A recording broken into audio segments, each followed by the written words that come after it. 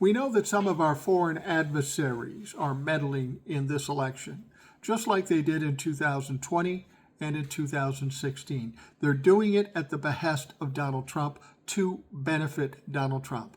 We know for a fact this happened. We know for a fact that it is continuing to happen. But there are other ways Donald Trump is attempting to manipulate this election to his benefit.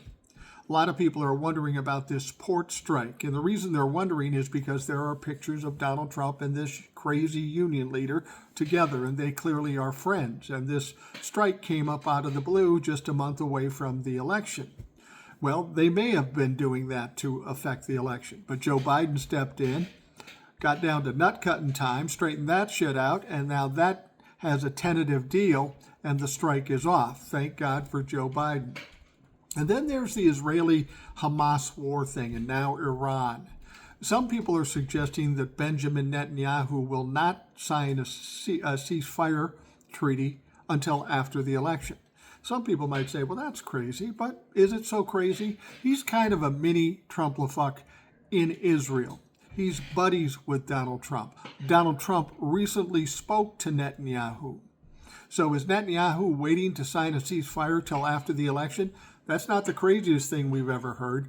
Problem with Netanyahu is he's got other problems. It's not just the election. Once he stops the war there, then he's going to be implicated in many of the crimes he's committed and could go to jail. So he's got a lot of reasons to keep the war going, but it's going to be interesting to see if after the election things change with Netanyahu.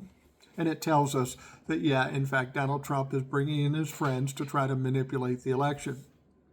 The last one I want to bring up is one I've already talked about, but I really started thinking about this. So Melania Trump comes out and says she's pro-abortion. Wow, that's a mistake. That's a kick in the pants to Donald Trump. My goodness, why would she do that 1 month before the election? And then Donald Trump doesn't say anything. She can do whatever she wants. Now, immediately you look at that, once again, Donald Trump is a failure. Melania Trump is trying to get him back. But think of this. Donald Trump is trying to ride the fence on the abortion issue.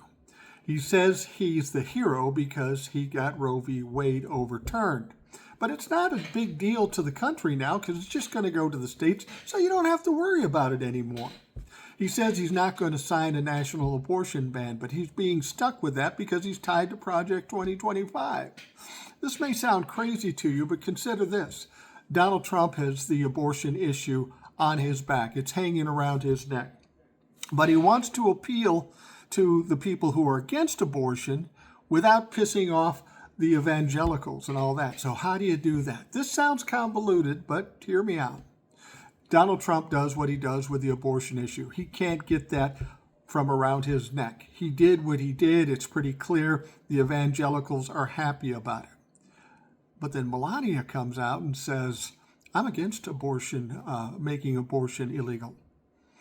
Well, maybe he thinks the left side, the people that are pro-abortion, will say, well, Donnie doesn't like it, but Melania does, so we got to embrace him. I'm sure Melania will have some influence over him going into the next administration. Sound fucking crazy? Maybe, but it sounds like fucking Donald Trump.